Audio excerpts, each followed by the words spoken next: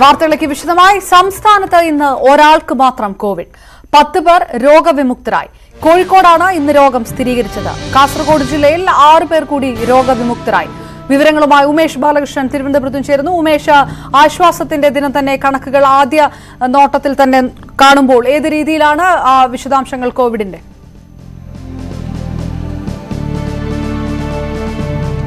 തീർച്ചയായും ഇന്നത്തെ കണക്ക് ആശ്വാസം നൽകുന്നതാണ്. കഴിഞ്ഞ ദിവസത്തിന് വിഭിന്നമായി ഇന്ന് ഒരു കേസ് മാത്രമേ റിപ്പോർട്ട് ചെയ്തുള്ളൂ. കോഴിക്കോട് ജില്ലയിലാണ് ഈ പോസിറ്റീവ് കേസ് റിപ്പോർട്ട് ചെയ്തിരിക്കുന്നത്.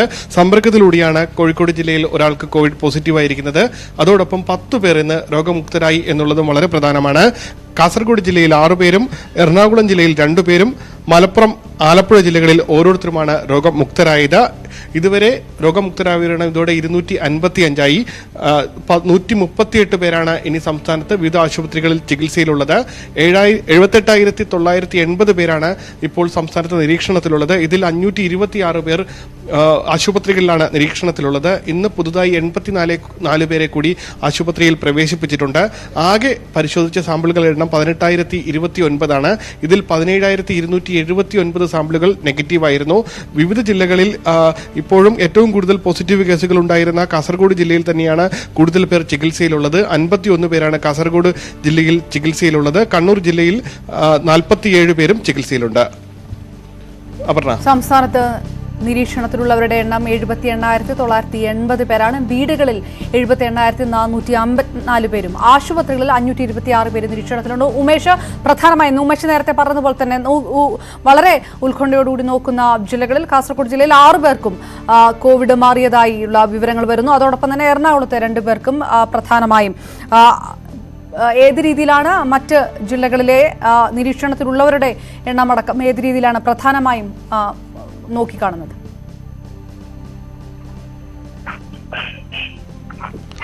തീർച്ചയായും നിലവിൽ നിരീക്ഷണത്തിലുള്ളവരുടെ എണ്ണം ഏറ്റവും കൂടുതൽ ഉള്ളത് കോഴിക്കോട് ജില്ലയിലാണ്. കോഴിക്കോട് ജില്ലയിൽ തന്നെയായിരുന്നു നേരത്തെയും നിരീക്ഷണത്തിലുള്ളവരുടെ എണ്ണം കൂടുതൽ. കൂടാതെ പാലക്കാട് ജില്ലയിലും നിരീക്ഷണത്തിലുള്ള എണ്ണം 10,000-ൽ കൂടുതലാണ്. ബാക്കി എല്ലാ ജില്ലയിലും 10,000-ൽ താഴെയാണ് നിരീക്ഷണത്തിൽ ഉള്ളവരുടെ എണ്ണം. എന്നാൽ സംസ്ഥാനത്ത് ചികിത്സയിലുള്ളവരുടെ ഏറ്റവും കൂടുതൽ എണ്ണം കാസർഗോഡ്, കണ്ണൂർ ജില്ലകളിൽ തന്നെയാണ്. കോഴിക്കോട് ജില്ലയിൽ 12 പേരും നിരീക്ഷണത്തിലുണ്ട്. കൂടാതെ മലപ്പുറം ജില്ലയിലാണ് 7 പേർ നിരീക്ഷണത്തിലുള്ളത്. അതുകൊണ്ടാണ് ഈ 4 ജില്ലകളെ ഒന്നിച്ച് ഒരു ഹോട്ട്സ്പോട്ടായി നിശ്ചയിച്ച് നിയന്ത്രണങ്ങൾ ഏർപ്പെടുത്തിയിരിക്കുന്നത്. ഈ 4 ജില്ലകൾ കഴിഞ്ഞു കഴിഞ്ഞാൽ വലിയ രീതിയിൽ കൂടുതൽ പേർ ചികിത്സയിലുള്ള ജില്ലകൾ വളരെ കുറവാണ്. കൊല്ലം ജില്ലയിൽ 5 പേരും പത്തനംതിട്ട ജില്ലയിൽ 6 പേരുമുണ്ട്. പക്ഷേ ഈ 2 ജില്ലയിലും കഴിഞ്ഞ ഒരാഴ്ചയിലധികമായി പോസിറ്റീവ് കേസുകൾ ഉണ്ടായിട്ടില്ല എന്നുള്ളതും ഒരു വസ്തുതയാണ്. എന്തായാലും ഇന്ന് ഒരു പോസിറ്റീവ് കേസേ ഉണ്ടായിട്ടുള്ളൂ. കഴിഞ്ഞ ദിവസം സമ്പർക്കത്തിലൂടെ 2 പേർക്കും വിദേശത്ത് നിന്നെത്തിയ 5 പേർക്കും കോവിഡ് സ്ഥിരീകരിച്ചിരുന്നു. എന്നാൽ ആ സാഹചര്യം ഇന്നില്ല. ഇന്ന് ഒരു പോസിറ്റീവ് കേസ് മാത്രമാണ് ഉള്ളത്. എന്തായാലും ലോക്ക്ഡൌൺ നിയന്ത്രണങ്ങൾ കൃത്യമായി നടപ്പാക്കിയതിന് ശേഷം ഒരു കേസ് വരുന്നത് ഇത് 2ാം തവണയാണ്. 2 ദിവസം മുൻപും ഒരു കേസ് റിപ്പോർട്ട് ചെയ്ത ഒരു സാഹചര്യം ഉണ്ടായിരുന്നു. എന്തായാലും ആശ്വസിക്കാവുന്ന കണക്ക് തന്നെയാണിത്. കഴിഞ്ഞ ദിവസം കേസുകൾ കുറച്ചു കൂടിയത് ചെറിയ ആശങ്ക സൃഷ്ടിച്ചിരുന്നു.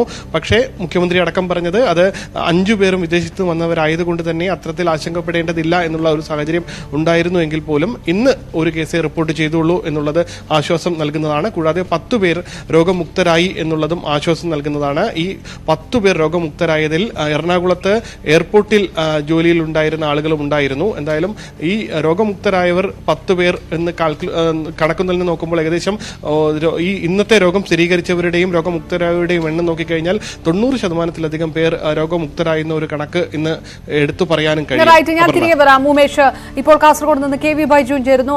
ബൈജു, 6 പേർക്ക് ജില്ലയിൽ 6 പേർക്ക് രോഗവിമുക്തരായിരിക്കുന്നു. എത്ര പേരാണ് ഇനി ആശുപത്രികളിൽ ചികിത്സയിലുള്ളത്? എത്രത്തോളം പ്രതീക്ഷയുടെ കണക്കുകൾ വരുന്നു കാസർഗോഡ് നിന്ന്?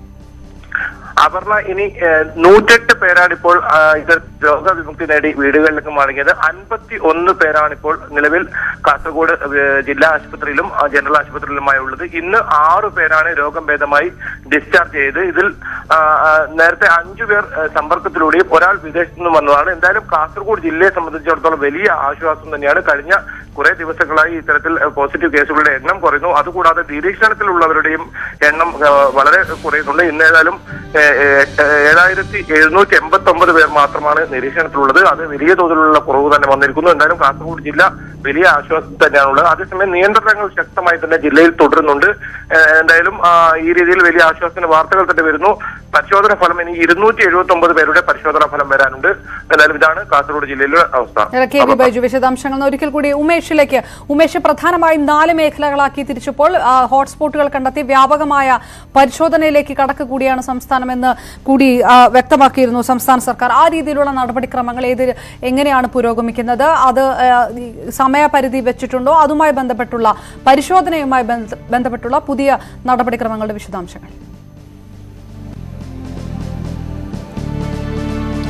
അപർണ, പരിശോധനയുമായി ബന്ധപ്പെട്ട് ഏറ്റവും സുപ്രധാന തീരുമാനം ഇന്ന് വന്നിരിക്കുന്നു. റാപ്പിഡ് കിറ്റുകൾ, അതായത് ആന്റിബോഡി റാപ്പിഡ് കിറ്റുകൾ പരിശോധനയ്ക്ക് സ്വകാര്യ ലാബുകൾക്കും ഇപ്പോൾ അനുമതി നൽകിയിരിക്കുന്നു. സ്വകാര്യ ലാബുകൾ ഇതിനുവേണ്ടി അപേക്ഷിക്കണം. ICMR-നും സംസ്ഥാന സർക്കാരിനും അപേക്ഷ നൽകണം. അപേക്ഷ നൽകിയതിനനുസരിച്ച് ICMR അംഗീകാരം ലഭിക്കുന്നതിനനുസരിച്ച് സ്വകാര്യ ലാബുകളിൽ കൂടി പരിശോധന നീട്ടുകയാണ്. പക്ഷേ പരിശോധിച്ച ഫലം നേരിട്ട് രോഗികൾക്ക് നൽകാൻ കഴിയില്ല. അത് കൃത്യമായി ഫലം പോസിറ്റീവാണെങ്കിലും നെഗറ്റീവാണെങ്കിലും അത് സർക്കാർ വഴി മാത്രമേ പുറത്തുവിടാനാകൂ. അത്തരത്തിൽ നിരവധി പ്രോട്ടോകോൾ നിർദ്ദേശങ്ങളും സ്വകാര്യ ലാബുകൾക്ക് വേണ്ടി നിർദ്ദേശം നൽകിയിട്ടുണ്ട്. എന്തായാലും ഏറ്റവും നിർണായകമായ തീരുമാനം ഇന്ന് ഇതോടൊപ്പം പരിശോധനയുമായി ബന്ധപ്പെട്ടുണ്ടായിരിക്കുന്നു. സംസ്ഥാനത്ത് 10 സർക്കാർ നിയന്ത്രണത്തിലുള്ള സ്ഥാപനങ്ങൾക്ക് പരിശോധിക്കാനുള്ള അനുമതി നേരത്തെ തന്നെ ലഭിച്ചിരിക്കുന്നു. ഇതിനു പുറമെയാണ് ഇപ്പോൾ സ്വകാര്യ ലാബുകൾക്ക് കൂടി പരിശോധിക്കാൻ, റാപ്പിഡ് കിറ്റ് പരിശോധിക്കാനുള്ള അനുമതി നൽകിയിരിക്കുന്നത്. എന്തായാലും റാപ്പിഡ് കിറ്റ് സംസ്ഥാനത്തേക്ക് എത്തിയിട്ടില്ല. എത്തിക്കഴിയുമ്പോൾ സ്വകാര്യ ലാബുകൾക്കും ഇത് ഏറ്റെടുക്കാം, അവർക്കും പരിശോധിക്കാം. കൂടുതൽ പരിശോധനാ ഫലം പുറത്തുവിടാനാകില്ല എന്നുള്ളത് മാത്രമേ ഉള്ളൂ. പരിശോധനാ ഫലം പ്രോട്ടോകോൾ പ്രകാരം സംസ്ഥാനത്തിന് കൈമാറണം. സംസ്ഥാനം ആയിരിക്കും ഇത് ഔദ്യോഗികമായി പുറത്തുവിടുക. എന്തായാലും ഇത്തരത്തിൽ പോസിറ്റീവ് ആകുന്നവരുടെ വിവരങ്ങൾ പോസിറ്റീവ് ആണ് എന്ന് പറഞ്ഞ് റാപ്പിഡ് ടെസ്റ്റിന്റെ രീതിയിൽ പുറത്തുവിടില്ല. പോസിറ്റീവ് ആവുന്നവരുടെ സാമ്പിളുകൾ തുടർന്ന് PCR ടെസ്റ്റിലേക്ക് വിധേയമാക്കും. PCR ടെസ്റ്റിന് ശേഷം മാത്രമേ ഇത് പോസിറ്റീവ് ആണെങ്കിൽ ആ രീതിയിൽ പുറത്തുവിടുകയുള്ളൂ. എന്തായാലും നിർണായകമായ സംസ്ഥാനത്ത് ഇന്ന് കോവിഡ് സ്ഥിരീകരിച്ചത് ഒരാൾക്ക് മാത്രം. കോഴിക്കോട് ജില്ലയിലെ ഒരാൾക്കാണ് കോവിഡ്. പകർന്നത് സമ്പർക്കത്തിലൂടെയാണ്. ഇന്ന് 10 പേർക്കാണ് കോവിഡ് മാറിയത്. ഇപ്പോൾ 138 പേരാണ് സംസ്ഥാനത്ത് ചികിത്സയിലുള്ളത്. ആകെ 255 പേർക്കാണ് കോവിഡ് മാറിയത്. കാസർഗോഡ് ജില്ലയിൽ 6 പേർക്കും എറണാകുളത്ത് 2 പേർക്കും കോവിഡ് മാറിയിരിക്കുന്നു. ആലപ്പുഴ, മലപ്പുറം ജില്ലകളിലെ ഒരാളുടെ വീതം പരിശോധനാ ഫലവും നെഗറ്റീവാണ്. ഇപ്പോൾ സംസ്ഥാനത്താകെ നിരീക്ഷണത്തിലുള്ളവരുടെ എണ്ണം 78,980 പേർ ആണ്. കോവിഡ് വ്യാപനത്തിൽ 40% കുറവ് വന്നതായി കേന്ദ്ര ആരോഗ്യ മന്ത്രാലയം. ലോക്ഡൌൺ പ്രഖ്യാപിച്ചതിന് ശേഷം കോവിഡ് കേസുകൾ ഇരട്ടിക്കുന്നത് 6.2 ദിവസം കൂടുമ്പോൾ എന്ന നിലയിലായി എന്നും ആരോഗ്യ മന്ത്രാലയം അറിയിച്ചു. രാജ്യത്ത് 13,835 പേർക്കാണ് കോവിഡ് ബാധിച്ചത്. 452 പേരാണ് ഇതുവരെ മരിച്ചത്. കോവിഡ് വ്യാപനത്തിലും കേസുകൾ ഇരട്ടിക്കുന്നതിലും വലിയ കുറവ് സംഭവിച്ചു എന്നാണ് ആരോഗ്യ മന്ത്രാലയം പറയുന്നത്. ലോക്ഡൌണിന് മുൻപ് 3 ദിവസം കൊണ്ട് കേസുകൾ ഇരട്ടിച്ചിരുന്നു. ഇപ്പോൾ അത് 6.2 ദിവസം കൂടുമ്പോൾ എന്ന നിലയിൽ ആയി. കോവിഡിന്റെ വ്യാപനത്തിലും 40% കുറവ് വന്നു. രോഗമുക്തി നേടിയവർ 13.6%. ഒരു ദിവസത്തിനിടെ 260 പേർ രോഗമുക്തി നേടി. കേരളമടക്കം 19 സംസ്ഥാനങ്ങളിൽ കോവിഡ് കേസുകൾ ഇരട്ടിക്കുന്നത് ദേശീയ ശരാശരിയേക്കാൾ കുറവാണെന്നും ആരോഗ്യ മന്ത്രാലയം ജോയിന്റ് സെക്രട്ടറി ലവ് അഗർവാൾ പറഞ്ഞു. 1749 people क्योर हो चुके हैं. 13.06% पीपल वो रिकवर हुए हैं. 13,387 कंफर्म केसेज आए हैं. लास्ट 1 डे के अंदर 1007 केस रिपोर्ट हुए हैं. लास्ट 24 आवर्स में 23 नई डेथ्स भी रिपोर्ट हुई हैं. BCG വാക്സിൻ കോവിഡ് പ്രതിരോധത്തിനായി ഉപയോഗിക്കാനാകുമോ എന്നതിന് ഇതുവരെ കൂടുതൽ തെളിവുകൾ ലഭിച്ചിട്ടില്ലെന്ന് ICMR വ്യക്തമാക്കി. News desk, news 18. ലോക്ഡൌൺ മാനദണ്ഡങ്ങൾ ലംഘിച്ച് കർണാടക മുൻ മുഖ്യമന്ത്രി HD കുമാരസ്വാമിയുടെ മകനും നടനുമായ നിഖിൽ കുമാരസ്വാമിയുടെ വിവാഹം. ചട്ടങ്ങൾ ലംഘിച്ച് 100-ലധികം പേരാണ് ചടങ്ങിൽ പങ്കെടുത്തത്. ഇതിന്റെ വീഡിയോ ദൃശ്യങ്ങളും പുറത്തുവന്നു. മുൻമന്ത്രി M കൃഷ്ണപ്പയുടെ ബന്ധു രേവതിയെയാണ് നിഖിൽ വിവാഹം കഴിച്ചത്. ലോക്ഡൌൺ നിർദ്ദേശങ്ങൾ പാലിച്ചാണ് വിവാഹം നടത്തിയതെന്നാണ് HD കുമാരസ്വാമി പറയുന്നത്.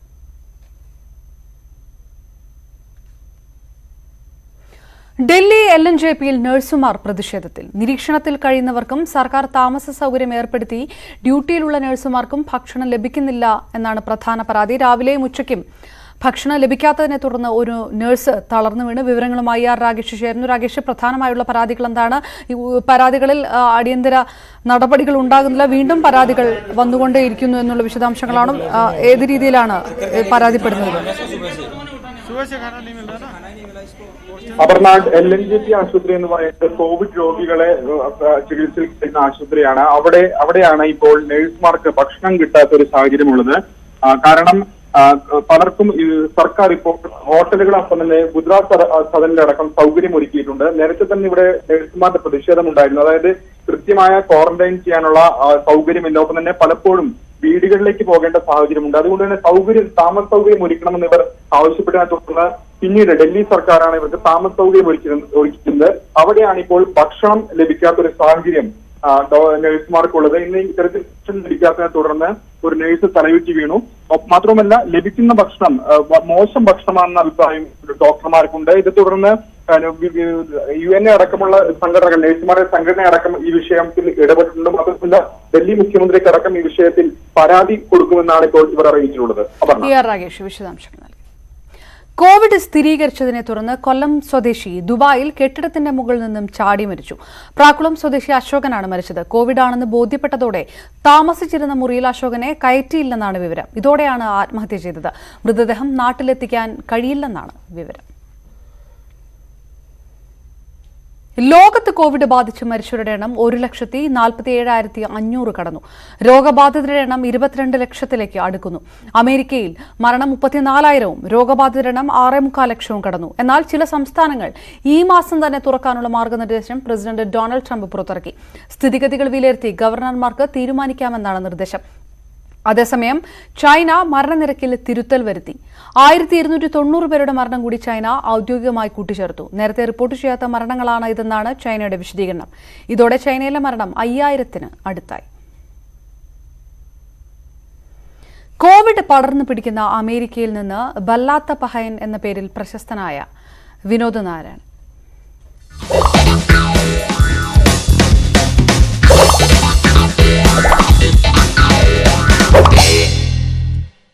ഹലോ, നമസ്കാരമുണ്ട്. ഞങ്ങൾ താമസിക്കുന്നത് സാൻ ഫ്രാൻസിസ്കോ ബേ ഏരിയ എന്ന് പറഞ്ഞ സ്ഥലത്താണ്, ഫ്രീമോണ്ട്, കാലിഫോർണിയയിൽ. ഇവിടെ ലോക്ക്ഡൗൺ ഒന്നുമില്ല. പക്ഷേ അത്യാവശ്യ കാര്യങ്ങൾക്ക് മാത്രമേ ആൾക്കാർ പുറത്തേക്ക് ഇറങ്ങുന്നുള്ളൂ, എന്തെങ്കിലും മേടിക്കാൻ വേണ്ടിയിട്ടൊക്കെ മാത്രം. അതും വളരെ ചുരുങ്ങിയ ആൾക്കാരെ കാണുള്ളൂ. നമ്മൾ റൂട്ടുമിലൊക്കെ നടക്കാൻ പോകുന്നുണ്ട്. എല്ലാ ദിവസവും നമുക്ക് നടക്കാൻ വേണ്ടിയിട്ട് അതിനൊന്നും ഒരു റെസ്ട്രിക്ഷൻ ഒന്നുമില്ല. പക്ഷേ ഇപ്പോൾ പോലീസ് കുറച്ചും കൂടെ കർശനമായിട്ട് പാർക്കിലൊക്കെ ആൾക്കാരിങ്ങനെ കൂടി നിൽക്കുന്നതൊക്കെ അരുതെന്നൊക്കെ പറഞ്ഞ് അവിടെ ഇവിടെയൊക്കെ ടിക്കറ്റ് കൊടുക്കലൊക്കെ കേൾക്കുന്നുണ്ട്. അപ്പോൾ ഞങ്ങൾ വൈകുന്നേരം നടക്കുന്നതിന് പകരം ഇപ്പം ഉച്ചയ്ക്കാണ് നടക്കുക. ഒരു 11-12 മണിയാകുമ്പോൾ നടക്കാൻ പോകും ജോലീൻ്റെ ഇടയിൽ. അപ്പോൾ വലിയ തിരക്കുണ്ടാവില്ല. ഒരു നിശബ്ദത, സൈലൻസാണ് മൊത്തം നടക്കാൻ വേണ്ടി പോണ സമയത്ത്. കുട്ടികളിങ്ങനെ കുറച്ച് സൈക്കിൾ ഓടിക്കുന്നുണ്ടാവും, അല്ലെങ്കിൽ 1-2 ആൾക്കാർ നടക്കുന്നുണ്ടാവും. ഇത്രയൊക്കെ തന്നെ കാണാറുള്ളൂ. കഴിഞ്ഞ ദിവസം ഒരു രസകരമായിട്ടുള്ളൊരു ന്യൂസ് കേട്ടത് എന്താണെന്ന് പറഞ്ഞു കഴിഞ്ഞാൽ, ഈ ഫ്രീമോണ്ട് ഞങ്ങൾ താമസിക്കുന്ന സ്ഥലത്ത് നിന്ന് ഉള്ള 7 പേരെ സാന്റാക്രൂസ് എന്ന് പറഞ്ഞ സ്ഥലത്ത് പോലീസ് പിടിച്ചിട്ട് $1000 ഓരോരുത്തർക്കും ഫൈൻ അടച്ചത്. അതായത് യാത്ര ചെയ്യരുതെന്നൊന്നുമില്ല, എന്നാലും അത്യാവശ്യ കാര്യത്തിന് മാത്രമേ ആൾക്കാർ പുറത്തേക്ക് പോകുന്നുള്ളൂ. ഇപ്പോൾ പോലീസ് സീരിയസ് ആയിട്ട് കുറച്ചും കൂടെ നോക്കുന്നുണ്ട്. അപ്പോൾ ഇവർ അവിടെ വരെ പോയി തിരിച്ചങ്ങ് വന്നാൽ മതിയായിരുന്നു. പക്ഷെ അവിടെ എത്തിക്കഴിഞ്ഞാൽ ഇവർക്ക് ബിയർ കുടിക്കണമെന്നോ കള്ള് കുടിക്കണമെന്നോ തോന്നിയിട്ട് അത് മേടിച്ചു. ഇവിടെ കള്ള് മേടിക്കാൻ നേരത്തെ ID കാണിക്കണം. ID കാണിച്ചപ്പോഴാണ് നോക്കുമ്പോൾ ഫ്രീമോണ്ടിലുള്ള ആൾക്കാരാണ് സാന്റാക്രൂസിൽ ID വെച്ച് കള്ള് മേടിക്കാൻ വേണ്ടി പോയിട്ടുള്ളത്. എന്താ അവിടെ എന്ന് ചോദിച്ചു. പോലീസ് വന്ന് പോലീസ് പിടിച്ച് ഫൈൻ അടച്ച്. അല്ല, ഓരോരുത്തർക്കും ഓരോ നേർച്ചയാണ്. ഫ്രീമോണ്ടിൽ ഇവിടെ ലിക്കർ ഷോപ്പ് പൂട്ടലും ഒന്നുമില്ല, എന്നാലും ഫ്രീമോണ്ടിൽ മേടിച്ചാൽ പോരാ, സാന്റാക്രൂസ് പോയി അവിടുന്ന് മേടിച്ച് ടിക്കറ്റും $1000 ടിക്കറ്റ് എടുത്തിട്ട് തിരിച്ചു പോകുന്നത്. അല്ല, പണി വരുന്ന ഓരോരു വകുപ്പേ. അല്ല, എന്ത് റൂളും കാര്യങ്ങളൊക്കെ ഉണ്ട്, അതനുസരിച്ച് പെരുമാറണം. അത് നമ്മളെ നാട്ടിലായാലും അമേരിക്കയിലായാലും ഈ നിയമം അനുസരിക്കാതെ അങ്ങനത്തെ ഓരോന്ന് ചെയ്യുന്ന ചങ്ങായിമാർ എല്ലായിടത്തും ഉണ്ടാവും. വികൃത മനസ്സെന്ന വിളിക്ക് പിന്നാലെ KM ഷാജി MLക്കെതിരെ വിജിലൻസ് അന്വേഷണവും. അഴീക്കോട് ഹൈസ്കൂളിൽ ഹയർ സെക്കൻഡറി വിഭാഗം അനുവദിച്ചതിന് 25 ലക്ഷം രൂപ മാനേജ്മെന്റിൽ നിന്ന് കൈക്കൂലി വാങ്ങിയെന്ന പരാതി വിജിലൻസ് അന്വേഷിക്കും. മുസ്ലിം ലീഗ് പ്രാദേശിക നേതാക്കളും ഷാജിക്കെതിരെ മൊഴി നൽകിയ കേസിലാണ് വിജിലൻസ് FIR. മുസ്ലിം ലീഗ് അഴീക്കോട് പഞ്ചായത്ത് കമ്മിറ്റി സംസ്ഥാന നേതൃത്വം നൽകിയ പരാതിയാണ് ഷാജിക്കെതിരെയുള്ള വിജിലൻസ് കേസിന്റെ തുടക്കം. അഴീക്കോട് സ്കൂളിൽ ഹയർ സെക്കൻഡറി അനുവദിച്ചാൽ ഒരു ടീച്ചർ തസ്തികയ്ക്ക് വാങ്ങുന്ന പണം നൽകണമെന്ന് ലീഗ് പ്രാദേശിക നേതാക്കൾ ആവശ്യപ്പെട്ടെന്നാണ് പരാതി. പാർട്ടി കെട്ടിട നിർമ്മാണ ഫണ്ടിലേക്കാണ് പണം ആവശ്യപ്പെട്ടത്. 2014 കോഴ്സ് അനുവദിച്ചെങ്കിലും പണം നൽകേണ്ടെന്ന് KM ഷാജി സ്കൂൾ മാനേജ്മെന്റിനോട് നിർദ്ദേശിച്ചു. എന്നാൽ +2 അനുവദിച്ചതിന് ചെലവഴിച്ച തുകയെക്കുറിച്ച് 2017 അന്വേഷണം വന്നപ്പോഴാണ് 25 ലക്ഷം രൂപ ഷാജിക്ക് നൽകിയെന്ന കണക്ക് ചിലർ ചൂണ്ടിക്കാണിച്ചത്. അപകീർത്തിപ്പെടുത്താൻ കെട്ടിച്ചമച്ച പരാതിയാണെന്നാണ് KM ഷാജിയുടെ പ്രതികരണം. 100% രാഷ്ട്രീയ പ്രേരിതമാണ്. ഒരു നിലവാരമുള്ള ആക്രമണം പ്രതീക്ഷിച്ചിരുന്നത് പിണറായി മോഡിക്ക് ഓടിക്കല്ലേ. അപ്പോൾ പിന്നെ സ്വാഭാവികമായിട്ട് കേസ് ഉണ്ടാക്കി ഒതുക്കാന്ന് വിചാരിക്കുന്നുണ്ടാവും. ഇന്നലെ മിക്കവാറും എനിക്ക് തോന്നുന്നു സ്വപ്നത്തിലെങ്ങാനും കണ്ടിട്ടുണ്ടാവും പിന്നെ ഒരു കേസ് എടുക്കാമെന്ന്. അങ്ങനെ എടുത്താവും, അല്ലാതെ എന്ത് പ്രാഥമികവും. CPM നേതാവ് K. പത്മനാഭൻ നൽകിയ പരാതിയിലാണ് വിജിലൻസ് അന്വേഷണം തുടങ്ങിയത്. സ്കൂളിന്റെ കമ്മിറ്റിക്കാർ കാശ് കൊടുത്തു എന്ന് തന്നെയാണ് അവർ പറയുന്നത്. അങ്ങനെ കമ്മിറ്റിക്കകത്ത് ചില ചർച്ചകൾ ഉണ്ടായപ്പോഴാണ് ഇത് പുറത്താകുന്നത്. ആ നില വെച്ചിട്ടാണ് ഞാൻ പരാതി കൊടുക്കാനിടയായത്. ഷാജി പണം കൈപ്പറ്റിയതായി സ്കൂൾ മാനേജർ പറഞ്ഞിട്ടുണ്ടെന്ന് മുസ്ലിം ലീഗ് പൂതപ്പാറ മുൻ panchayat vice president KP Noushad വ്യക്തമാക്കി. കാരണം ഞാനും അന്നത്തെ മുസ്ലിം ലീഗിൻ്റെ ശാഖാ പ്രസിഡൻ്റായിരുന്ന KP ഇസിയാക്കും മാനേജറെ വീട്ടിൽ പോയി കണ്ടു. അപ്പോൾ അതിൽ വേറെ പ്രൂഫൊന്നുമില്ല, ഞാൻ പറയുന്നത് തന്നെയാണ് പ്രൂഫ്. കാരണം നമുക്ക് അങ്ങനെ ഒരു ക്രിമിനൽ ബുദ്ധിയൊന്നും ഇല്ലാത്തതുകൊണ്ട് പിന്നെ റെക്കോർഡ് ചെയ്യാനുള്ള സംവിധാനം നയിച്ചതിൽ പോയത്. അപ്പോൾ പോയപ്പോൾ മാനേജർ പറഞ്ഞു ആ ഇലക്ഷൻ്റെ സമയത്ത് അദ്ദേഹം വന്നിട്ട് ആ പൈസ വാങ്ങിക്കൊണ്ട് പോയിട്ടുണ്ടായിരുന്നു. പണം നൽകാമെന്ന് പറയുകയോ ആർക്കും നൽകുകയോ ചെയ്തിട്ടില്ലെന്നാണ് അന്ന് സ്കൂൾ മാനേജറായിരുന്ന PV പത്മനാഭൻ പറയുന്നത്. ഹയർ സെക്കൻഡറി കോഴ്സ് അനുവദിക്കാൻ KM ഷാജി ഉൾപ്പെടെയുള്ള ജനപ്രതിനിധികൾ ശ്രമിച്ചിരുന്നു. നമ്മൾ നേതൃത്വം ചെയ്യാമെന്ന് പറഞ്ഞിരുന്നു. അങ്ങനെ പറഞ്ഞിരുന്നു കണ്ടപ്പോൾ. അല്ല, എനിക്ക് എല്ലാവരും അറിയില്ല, 1-2 പേരെ അറിയുള്ളൂ. News desk news 18. KM ഷാജിക്കെതിരെയുള്ള വിജിലൻസ് അന്വേഷണത്തെ രാഷ്ട്രീയമായി നേരിടാൻ ഉറച്ച പ്രതിപക്ഷം. രമേശ് ചെന്നിത്തലയും PK കുഞ്ഞാലിക്കുട്ടിയും ഉൾപ്പെടെയുള്ള UDF നേതാക്കൾ ഷാജിയെ പിന്തുണച്ച് രംഗത്തെത്തി. അതേസമയം കേസ് രാഷ്ട്രീയ പ്രേരിതമാണെന്ന വാദം അടിസ്ഥാനരഹിതമാണെന്ന് മന്ത്രി EP ജയരാജൻ പറഞ്ഞു. എതിർക്കുന്നവരെ നിശബ്ദരാക്കുന്നതാണ് ഈ സർക്കാരിന്റെ ശൈലിയെന്നായിരുന്നു പ്രതിപക്ഷ നേതാവ് രമേശ് ചെന്നിത്തലയുടെ പ്രതികരണം. KM ഷാജിയെയും അതോടൊപ്പം തന്നെ UDF പ്രവർത്തകരെയും നേതാക്കളെയും ഇതുകൊണ്ടൊന്നും തളർത്താമെന്ന് കരുതണ്ട. രാഷ്ട്രീയ പ്രേരിതമായ നടപടിയാണ്. ഇതിനെ ശക്തമായി തന്നെ ഞങ്ങൾ നേരിടും. സർക്കാരിന്റെ വിശ്വാസ്യത തകർക്കുമെന്നായിരുന്നു PK കുഞ്ഞാലിക്കുട്ടിയുടെ പ്രതികരണം. ഷാജിക്കെതിരെ പാർട്ടിതല അന്വേഷണം ഉണ്ടാകില്ലെന്നും കുഞ്ഞാലിക്കുട്ടി വ്യക്തമാക്കി. പാർട്ടിയുടെ പൂർണ്ണ പിന്തുണയുണ്ട്. ആവശ്യമുണ്ടെന്ന് തോന്നുന്നില്ല. കാരണം അതിന്റെ ഘട്ടം കഴിഞ്ഞുപോയി എന്നാണ് എനിക്ക് തോന്നുന്നത്. കഴമ്പില്ലാത്ത ആരോപണങ്ങളാണ്. അതിനോട് സഹകരിച്ചിട്ടും കാര്യമില്ല, അത് തെളിയില്ല. നിയമപരമായി നേരിടുമെന്ന യൂത്ത് ലീഗ് സംസ്ഥാന അധ്യക്ഷൻ പാണക്കാട് മുനവർ അലി ശിഹാബ് തങ്ങൾ. ഒരു പകപോക്കലാണ് എന്നുള്ളത് പകൽ വെളിച്ചം പോലെ എല്ലാവർക്കും അറിയാവുന്ന സത്യമാണ്. പാർട്ടി ശക്തമായ രീതിയിൽ ഇതിനെ നേരിടും. എതിർക്കുന്നവരെ കേസിൽ കൊടുക്കുന്ന കേന്ദ്ര നയം പിണറായി സർക്കാരും പിന്തുടരുന്നുവെന്നായിരുന്നു NK പ്രേമചന്ദ്രൻ MPയുടെ പ്രതികരണം. അതേസമയം വിജിലൻസ് അന്വേഷണം രാഷ്ട്രീയ പ്രേരിതമാണെന്ന വാദം അടിസ്ഥാനരഹിതമെന്ന് മന്ത്രി EP ജയരാജൻ പറഞ്ഞു. KM ഷാജിന്റെ കാര്യങ്ങളൊന്നും ഒരു മറുപടി പറയേണ്ടതുണ്ടെന്ന് എനിക്ക് തോന്നുന്നില്ല. News desk news 18. ജേക്കബ് തോമസിനെതിരെ വീണ്ടും കേസെടുക്കാൻ സർക്കാർ അനുമതി. അനധികൃത സ്വത്ത് സമ്പാദനത്തിനാണ് കേസെടുക്കുന്നത്. അഴിമതി നിരോധന നിയമപ്രകാരമാണ് കേസ്. നാളെ ക്രൈംബ്രാഞ്ച് FIR രജിസ്റ്റർ ചെയ്യും. 2013 തമിഴ്നാട്ടിൽ 50 ഏക്കർ ഭൂമി വാങ്ങിയ കാര്യം സ്വത്ത് വിവരത്തിൽ ഉൾപ്പെടുത്തിയില്ല എന്നായിരുന്നു പരാതി. സ്പ്രിംഗ്ലർ കരാറിൽ അടിമുടി അഴിമതിയെന്ന് പ്രതിപക്ഷ നേതാവ് രമേശ് ചെന്നിത്തല. അഴിമതി അന്വേഷിച്ചേ മതിയാകൂ. ഇക്കാര്യത്തിൽ നിയമ നടപടിയടക്കം ആലോചിക്കുന്നുണ്ട്. താൻ കാര്യങ്ങൾ മനസ്സിലാക്കിയതിന്റെ പ്രയാസമാണ് മുഖ്യമന്ത്രിക്കെന്നും രമേശ് ചെന്നിത്തല പറഞ്ഞു.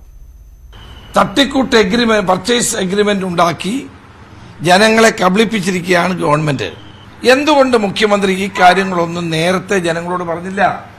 അതിനെതിരെ മറുപടി പറഞ്ഞില്ലല്ലോ. ഒരു നടപടിക്രമങ്ങളും പാലിക്കാതെ കേരളത്തിലെ ജനങ്ങളുടെ സാമാന്യ ബോധത്തെയും അവരുടെ വിവേകത്തെയും ചോദ്യം ചെയ്യുന്ന നടപടിയാണ് ഇന്ന് മുഖ്യമന്ത്രി നടത്തിക്കൊണ്ടിരിക്കുന്നത്. സ്പ്രിംഗ്ലർ ഇടപാടിൽ സംശയങ്ങൾ നിലനിൽക്കുന്നുവെന്ന് മുൻ മുഖ്യമന്ത്രി ഉമ്മൻചാണ്ടി പറഞ്ഞു. ന്യൂയോർക്ക് നിയമം അനുസരിച്ചുള്ള കരാർ ഒപ്പിടാൻ സംസ്ഥാന സർക്കാരിന് അധികാരമില്ല. മന്ത്രിസഭ തീരുമാനിക്കാതെയുള്ള ഇടപെടൽ ദുരൂഹമാണെന്നും ഉമ്മൻചാണ്ടി പ്രതികരിച്ചു. ഞാൻ അത്ഭുതപ്പെട്ടിരിക്കുകയാണ്. എങ്ങനെ ഒരു വിദേശ രാജ്യത്തെ നിയമത്തെ അടിസ്ഥാനമാക്കി ഒരു എഗ്രിമെന്റ് ഉണ്ടാക്കാൻ ഒരു സ്റ്റേറ്റ് ഗവൺമെന്റിന് സാധിക്കുമോ? എന്റെ പരിമിതമായ അറിവിൽ സാധിക്കില്ലെന്നാണ് എന്റെ വിശ്വാസം, എന്റെ അറിവ്. വിദേശ രാജ്യത്തെ നിയമമനുസരിച്ച് ഒരു വിദേശ കമ്പനിയായിട്ടുള്ള എഗ്രിമെന്റ് മാത്രമല്ല, നിയമമനുസരിച്ച് ഒരു എഗ്രിമെന്റ് ഒപ്പുവെക്കാൻ സംസ്ഥാന ഗവൺമെന്റിന് അധികാരമുണ്ടോ? അവകാശമുണ്ടോ? അത് ഇല്ല എന്നുള്ളതാണ് ഞാൻ ധരിച്ചു വെച്ചിട്ടുള്ളത്. കോവിഡ് വ്യാപനം തടയുന്നതിനുള്ള സർക്കാരിന്റെ നടപടികളെ പ്രതിപക്ഷം അട്ടിമറിക്കാൻ ശ്രമിക്കുകയാണെന്ന് EP ജയരാജൻ ആരോപിച്ചു. സ്പ്രിംഗ്ലർ കരാർ കേന്ദ്ര ഏജൻസി അന്വേഷിക്കണമെന്നാവശ്യപ്പെട്ട് ഹൈക്കോടതിയിൽ ഹർജി. തിരുവനന്തപുരം സ്വദേശിയായ അഡ്വക്കേറ്റ് ബാലുഗോപാലകൃഷ്ണനാണ് സ്പ്രിംഗ്ലർ കരാറിനെതിരെ ഹൈക്കോടതിയെ സമീപിച്ചത്. ഇതുവരെ ശേഖരിച്ച ഡാറ്റകൾ സ്പ്രിംഗ്ലറിന് കൈമാറരുത്, കോവിഡ് രോഗികളുടെ വിവരശേഖരണം സർക്കാർ ഏജൻസിക്ക് കൈമാറണമെന്നും ഹർജിക്കാരൻ ആവശ്യപ്പെടുന്നു. വ്യക്തികളുടെ അനുവാദമില്ലാതെ വിവരങ്ങൾ കൈമാറരുതെന്നും ഹർജിയിൽ ആവശ്യമുണ്ട്. ഇടപാടിനെക്കുറിച്ച് കേന്ദ്ര ഏജൻസിയെ കൊണ്ട് ഫോറൻസിക് ഓഡിറ്റ് നടത്തണമെന്നും കരാർ റദ്ദാക്കണമെന്നും ഹർജിയിൽ ആവശ്യപ്പെടുന്നു. പ്രവാസികളെ ഉടൻ നാട്ടിലെത്തിക്കാനാകില്ലെന്ന് കേന്ദ്ര സർക്കാർ ഹൈക്കോടതിയിൽ. കോവിഡിനെ തുടർന്ന് വിദേശത്ത് കുടുങ്ങിയവരെ ഉടൻ എത്തിക്കാനാകില്ലെന്ന് കേന്ദ്രമന്ത്രി വി മുരളീധരനും വ്യക്തമാക്കി. ഇന്ത്യയിൽ മതിയായ സുരക്ഷാ സംവിധാനങ്ങൾ ഒരുക്കിയാൽ മാത്രമേ പ്രവാസികളെ നാട്ടിലെത്തിക്കാനാകൂ എന്നാണ് നിലപാട്. കോവിഡിന്റെ പശ്ചാത്തലത്തിൽ യുഎഇയിലുള്ള പ്രവാസികളെ നാട്ടിലെത്തിക്കണം എന്നാവശ്യപ്പെട്ടുള്ള ഹർജികളിലാണ് കേന്ദ്ര സർക്കാർ നിലപാട് അറിയിച്ചത്. എല്ലാ രാജ്യങ്ങളും വിസ കാലാവധി നീട്ടിയിട്ടുണ്ട്. വിസ കാലാവധി തീരുന്നത് മൂലമുള്ള പ്രതിസന്ധി യുഎഇയിൽ ഇല്ലെന്നും കേന്ദ്രം അറിയിച്ചു. കോവിഡിനെ പ്രതിരോധിക്കുകയാണ് പ്രധാനം. പ്രവാസികളെ കേരളം കൊണ്ടുവരാൻ തയ്യാറാണെങ്കിൽ അത് ആലോചിച്ചുകൂടെയെന്ന് കോടതി വാക്കാൽ ആരാഞ്ഞു. അതിനുള്ള സൌകര്യങ്ങൾ ഒരുക്കാൻ കേരളം തയ്യാറാണോ എന്നും കോടതി ചോദിച്ചു. ഒരു സംസ്ഥാനത്തിന് വേണ്ടി മാത്രം തീരുമാനമെടുക്കാൻ ആവില്ലെന്നായിരുന്നു കേന്ദ്ര സർക്കാരിന്റെ മറുപടി. മറ്റു സംസ്ഥാനങ്ങളും ഇതേ ആവശ്യവുമായി വന്നാൽ കൈകാര്യം ചെയ്യാൻ ബുദ്ധിമുട്ടാകും. ഗൾഫ് രാജ്യങ്ങൾ ആവശ്യപ്പെടാതെ മെഡിക്കൽ ടീമിനെ അയക്കാൻ ആവില്ലെന്നും കേന്ദ്രം വ്യക്തമാക്കി. ഓൺലൈൻ പോർട്ടൽ തുടങ്ങുന്നതിനും പ്രായോഗിക ബുദ്ധിമുട്ടുകളുണ്ടെന്നും കേന്ദ്രം വിശദീകരിച്ചു. സുപ്രീം കോടതിയിൽ ഇത് സംബന്ധിച്ച് ഹർജികളുണ്ടെന്നും കേന്ദ്രം വ്യക്തമാക്കി. 21-ന് കേസ് വീണ്ടും പരിഗണിക്കും. ദുബായ് KMCC പ്രസിഡന്റ് ഇബ്രാഹിമും മറ്റും സമർപ്പിച്ച ഹർജികളാണ് ഹൈക്കോടതി പരിഗണിച്ചത്. കോവിഡിനെ തുടർന്ന് വിദേശത്ത് കുടുങ്ങിയ പ്രവാസികളെ ഉടൻ നാട്ടിലെത്തിക്കാനാകില്ലെന്ന് കേന്ദ്രമന്ത്രി വി മുരളീധരനും ഫേസ്ബുക്കിൽ കുറിച്ചു. രാജ്യത്ത് മതിയായ സുരക്ഷാ സംവിധാനങ്ങൾ ഒരുക്കിയാൽ മാത്രമേ കൊണ്ടുവരാനാകൂ. ന്യൂസ് 18 കൊച്ചി. കോവിഡ് കാലത്തെ കേന്ദ്ര സർക്കാരിന്റെ രക്ഷാപദ്ധതികൾക്ക് പണം എത്തിക്കാൻ അറ്റകൈ പ്രയോഗവുമായി റിസർവ് ബാങ്ക്. ബാങ്കുകൾക്ക് കൂടുതൽ പണം നൽകിയും നിക്ഷേപങ്ങളുടെ പലിശ നിരക്ക് കുറച്ചുമാണ് പുതിയ വഴി തുറന്നത്. സർക്കാർ കടപ്പത്രങ്ങൾ വാങ്ങാൻ ബാങ്കുകൾക്ക് സാഹചര്യം ഒരുങ്ങിയതോടെ കേന്ദ്ര സർക്കാർ കൂടുതൽ ജനക്ഷേമ പദ്ധതികൾ പ്രഖ്യാപിച്ചേക്കും. സാധാരണക്കാരന് പണമെത്തിക്കാനുള്ള കേന്ദ്ര സർക്കാർ പദ്ധതിക്ക് അരങ്ങൊരുക്കുകയാണ് റിസർവ് ബാങ്ക്. വാണിജ്യ ബാങ്കുകൾക്ക് 50,000 കോടി രൂപ കൈമാറുന്ന ഉത്തരവ് ഇന്നു തന്നെ ഇറങ്ങും. ഈ പണം നിക്ഷേപമായി സൂക്ഷിക്കാതിരിക്കാൻ പലിശ നിരക്കും കുറച്ചു. റിവേഴ്സ് റിപ്പോ നിരക്ക് എന്ന നിക്ഷേപത്തിലുള്ള പലിശ 3.25% താഴ്ത്തിയത്. ഇതോടെ കടപ്പത്രം വാങ്ങുന്നതായി ബാങ്കുകൾക്ക് കൂടുതൽ ലാഭകരം. കേന്ദ്ര സംസ്ഥാന സർക്കാരുകൾക്ക് കൂടുതൽ കടപ്പത്രങ്ങൾ ഇറക്കാൻ സാഹചര്യം ഒരുക്കുക കൂടിയാണ് reserve bank. Rupees 50,000 crore to begin with in tranches of appropriate sizes. Based on our assessment of the evolving situation and based on the pattern of utilization of this 50,000 crore by the market and in the market, it is always open for RBI to step up this amount beyond 50,000 crores. It has been decided to provide special refinance facilities for a total amount of rupees 50,000 crores to NABARD, SIDBI and NHB to enable them to meet sectoral credit needs. The reverse repo rate is being reduced by 25 basis points from 4% to 3.75%. നബാർഡിനും സിഡ്ബിക്കും housing development ബാങ്കിനുമായി 50,000 കോടി രൂപ കൈമാറി. ഗ്രാമീണ ബാങ്കുകൾക്കും കാർഷിക ബാങ്കുകൾക്കുമാണ് ഈ പണം കൈമാറുക.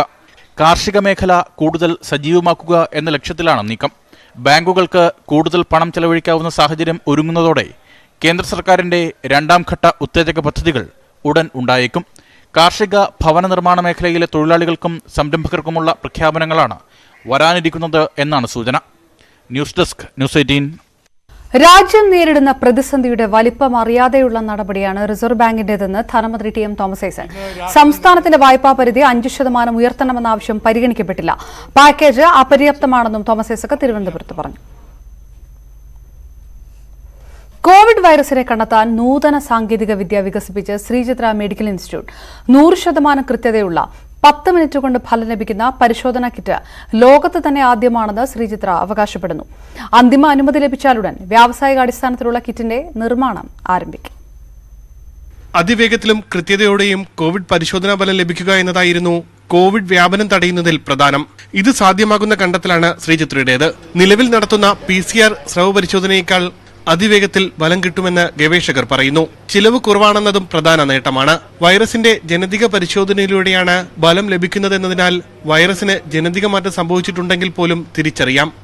നമുക്ക് നല്ല ഡിഫറൻസും ഉണ്ട്. അവർക്ക് ഈ PCR ആയിട്ട് കമ്പയർ ചെയ്യുമ്പോൾ നമുക്ക് ഓവർലാപ്പിംഗ് ഒരു സീക്വൻസസ് ഒന്നുമില്ല. നമുക്ക് നല്ല പോസിറ്റീവ്സ് വളരെ സ്ട്രോങ് പോസിറ്റീവ്സ് ആയിട്ടും നെഗറ്റീവ്സ് വളരെ സ്ട്രോങ് നെഗറ്റീവ്സ് ആയിട്ടും കാണിക്കുന്ന ഒരു നല്ലൊരു ഒരു പാറ്റേൺ ജനറേറ്റ് ചെയ്യുന്നുണ്ട് ഈ മെഷീൻ. 10 മിനിറ്റ് കൊണ്ട് ഫലം ലഭിക്കും. സാമ്പിൾ എടുക്കുന്നത് മുതൽ ഫലം വരുന്നതുവരെ വേണ്ടത് 2 മണിക്കൂറിൽ താഴെ. ഒരു യന്ത്രത്തിൽ ഒരു ബാച്ചിൽ 30 സാമ്പിളുകൾ വരെ പരിശോധിക്കാനാകും. ഒരു പരിശോധനയ്ക്ക് 1000 രൂപയിൽ താഴെ മാത്രമേ ചെലവ് വരൂ. ICMR നിർദ്ദേശപ്രകാരം ആലപ്പുഴ വൈറോളജി ലാബിൽ പരീക്ഷണ പരിശോധന നടത്തി. ഇതിൽ 100% കൃത്യത രേഖപ്പെടുത്തിയെന്ന് ശ്രീചിത്ര അറിയിച്ചു. നേരത്തെ ക്ഷയരോഗം കണ്ടെത്തുന്നതിനുള്ള കിറ്റ് വികസിപ്പിച്ചതിന്റെ തുടർച്ചയായാണ് കോവിഡ് കണ്ടെത്തുന്നതിനുള്ള കിറ്റും വികസിപ്പിച്ചത്. 3 ആഴ്ച കൊണ്ട് ശ്രമം വിജയത്തിലെത്തി. കിറ്റും യന്ത്രവും നിർമ്മിക്കാനുള്ള കരാർ അഗാപ്പെ എന്ന കമ്പനിക്ക് കൈമാറി. 2 ആഴ്ചയ്ക്കുള്ളിൽ ഈ കിറ്റ് വഴി പരിശോധന തുടങ്ങാനാകുമെന്നാണ് പ്രതീക്ഷ. ന്യൂസ് 18 തിരുവനന്തപുരം. പൂർണ്ണമാകുന്നു ഇന്നത്തെ കാരണം. നമസ്കാരം.